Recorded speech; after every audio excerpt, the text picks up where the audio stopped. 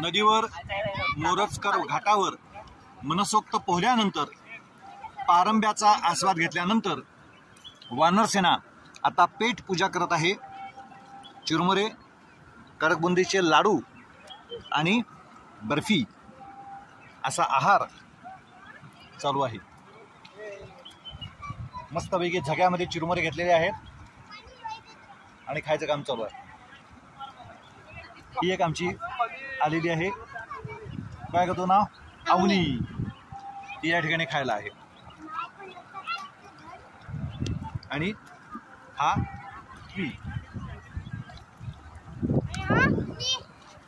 आणि हा स्वानंद आज प्रत्यक्ष पोहलेला आहे। आणि रामतीर्थावर भरपूर पाणी आलेलं आहे, बघायला आनंद घ्यायला लवकरात लवकर